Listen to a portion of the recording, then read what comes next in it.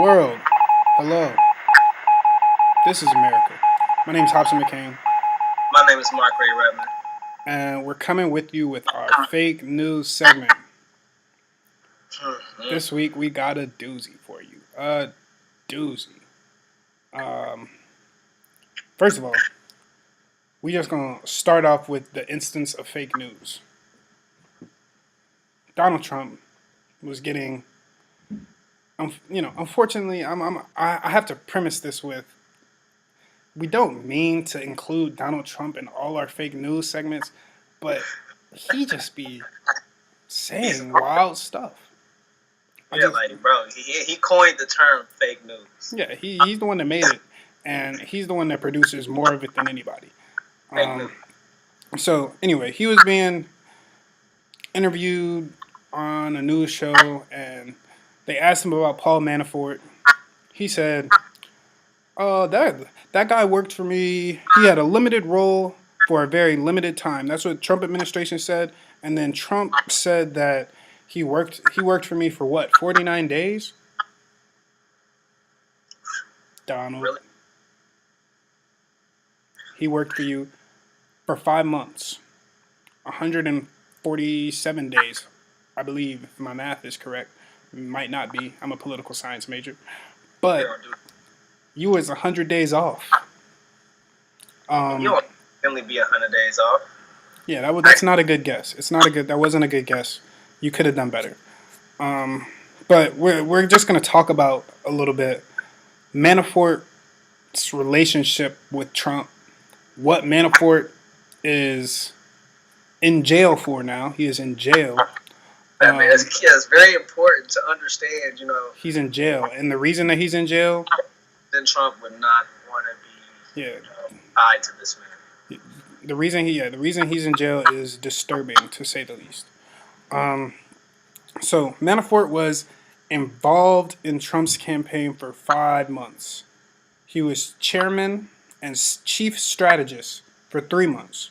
Chief strategist means head strategist. If you didn't know, that means that he's the chief. The boss He's in man. charge. He's in charge of the campaign and how it's run. I said that he was in charge of like the base and target stuff like that. Like he determined who he was going to target, how he was going to talk to him. Yeah. That's me. Chief strategist's job.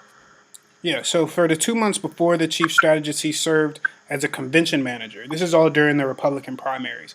And Donald Trump was leading in the Republican primaries, but they thought that there would be a big floor fight for who's going to get the nomination. So they brought Paul Manafort in to secure Donald Trump's nomination as the Republican nominee. This was a pivotal point in their campaign. So limited role. I mean, it was an important time during the campaign. It wasn't a limited role, and it was a limited. I mean, time is limited for everybody, so I guess I can't say that it wasn't limited time. It was 5 months. It wasn't 49 days. It was 5 months. So on March 29, 2016, Donald Trump said, this is when they brought Paul Manafort on. Said, Paul is a great asset and an important addition as we consolidate the tremendous support we have received in the primaries. Limited role, but he's a great asset and an important addition. These are contradictory statements, as it appears to me. You guys let me know if you don't think that's contradictory. Contradictory. I see great asset and important addition as, if the Falcons got, if they got Mike Vick back of old, I'd say that's a great asset. That's an important addition. Important. It's need that. Yes, we need that. So obviously, on March 29, 2016, Trump thought that Paul Manafort was going to be very influential in his campaign.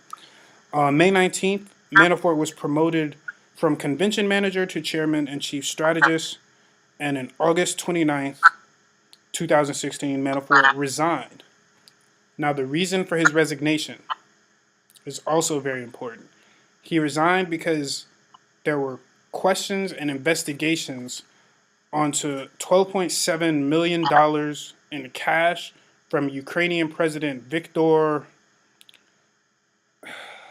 Victor Y. Yanukova. Um, I'm not Ukrainian. I don't know how to pronounce that, but Viktor Yanukova and Associated Press shared that he aided a pro-Russia party in Ukraine to funnel money to lobbying firms in D.C. These were the allegations. This was the investigation. This started the Can Paul Manafort investigation. you please repeat that? The when you brought Russia into it. Oh yeah. So he was being investigated for the 12.7 million cash from the Ukrainian president, and the Associated Press said that he aided a pro-Russian party in Ukraine to funnel money to lobbying firms in D.C. This is all during the presidential campaign. Pro Russia, pro Russia government group in Ukraine. Yes. The same pro Russia group that held that vote in Ukraine, or like in what's it called? I don't know if it was the same group, that like the specific same group, but it was a pro-Russian political party in Ukraine. And Ukraine is Crimea is the country that Russia annexed from Ukraine. So They held Russian vote in Ukrainian lands. yeah, I don't think those two specifically are related. I'm just saying, it just seems ironic to me though that the people that he's being investigated for messing with are the same people that Donald Trump wants to bring back into the G8, that got kicked out for taking land from the same country that he took money from, and that he's supporting a Russian form of government in. To me, it just seems like there's too many connections between Donald Trump, his people, and Russia.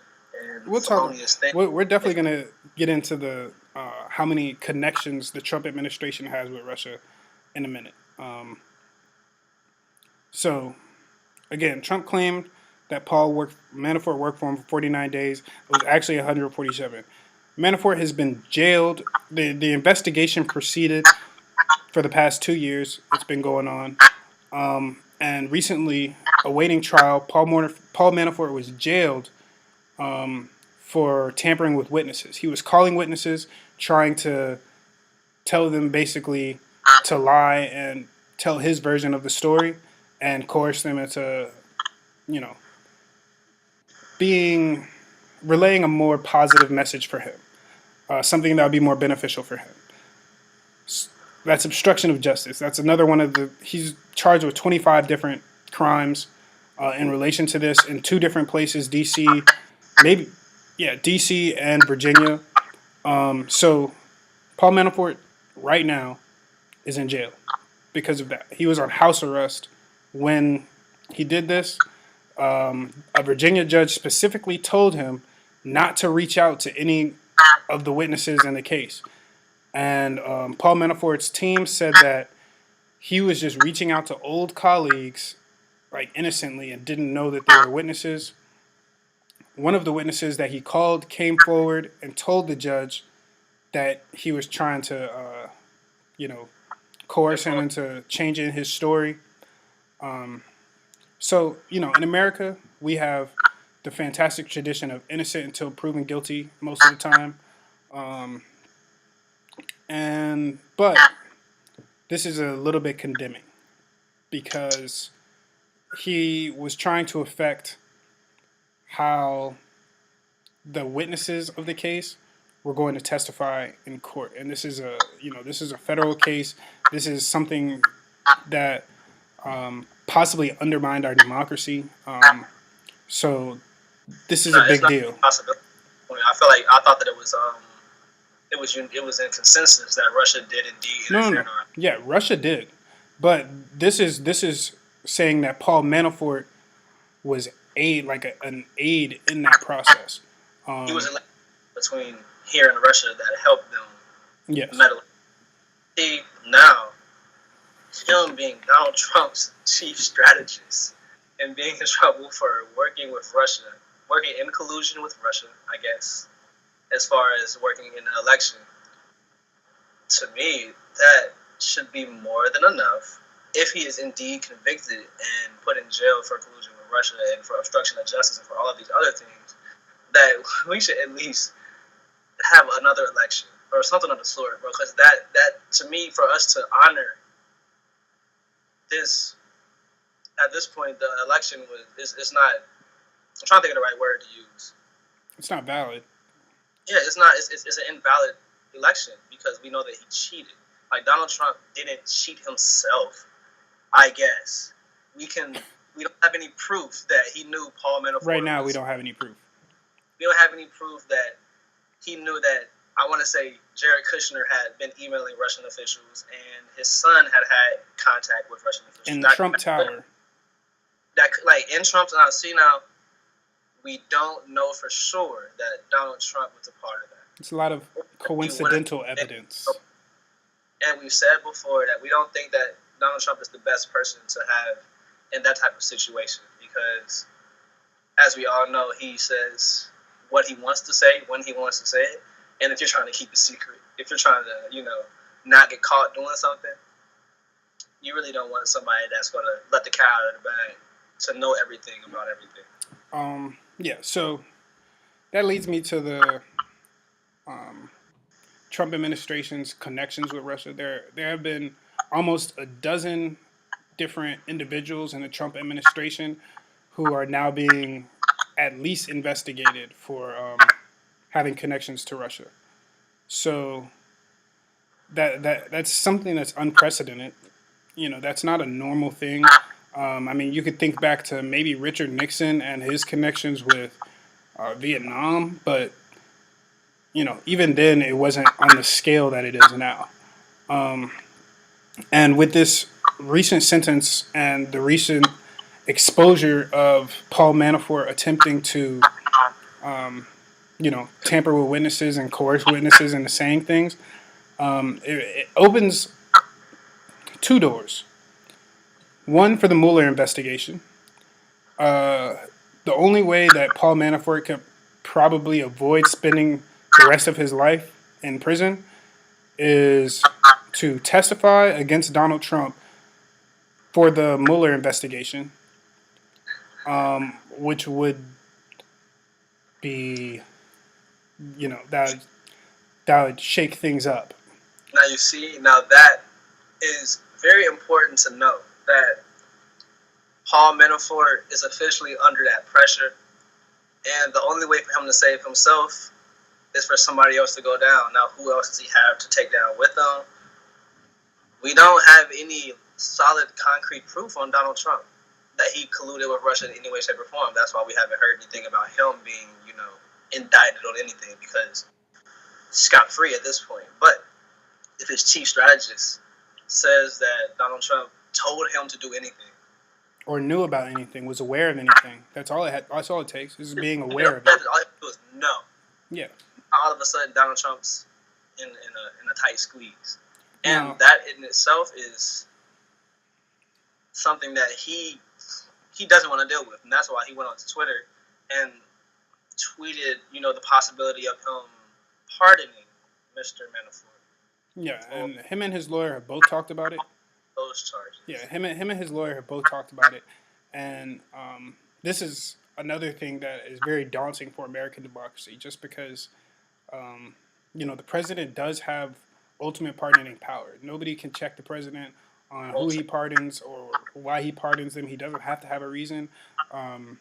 Donald Trump pardoned Joseph Arpaio in Arizona when he was being investigated for racially profiling Hispanics and having them live in inhumane conditions in prison.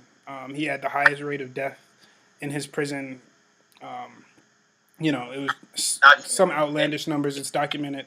And Donald Trump pardoned him before the trial even began. So he didn't let the justice process take its course.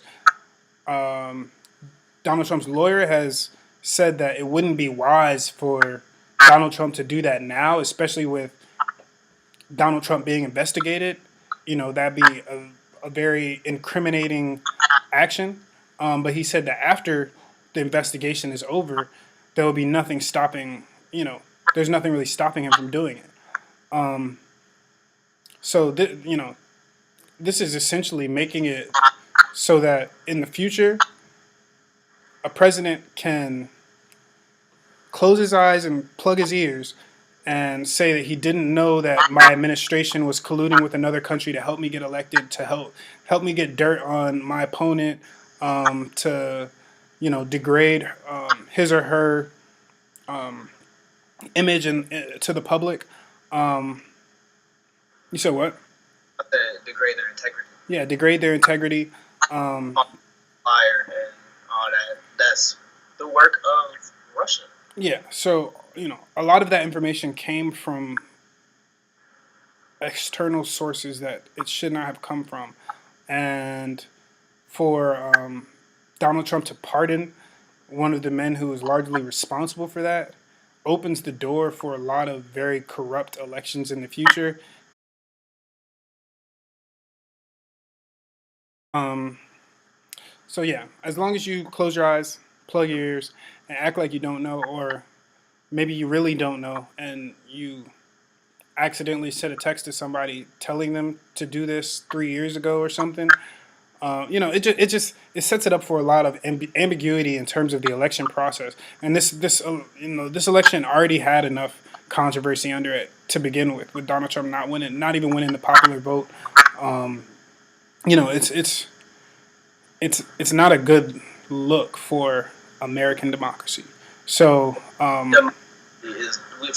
don't have a democracy. America's representative republic, representative democracy. We can just the prospects and ideals of democracy are at jeopardy if that happens.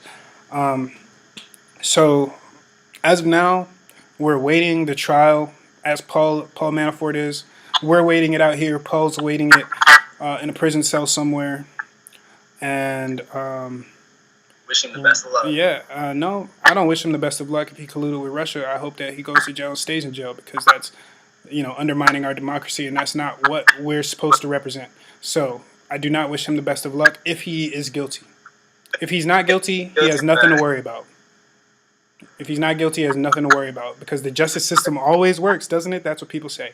But anyway, we're going to close it off right there. We're not going to try to get into nothing that's going to get people too heated. So thank you guys for tuning in. Like, comment, subscribe. Leave us your thoughts. Leave us some topic suggestions. We love the topic suggestions y'all are sending in. We've had a couple of people talking about mass incarceration, drugs in the black community, and we're definitely going to be touching on a lot of these topics in the future. So stay tuned. Share with your friends. Subscribe to our YouTube channel, and we'll catch you guys next week.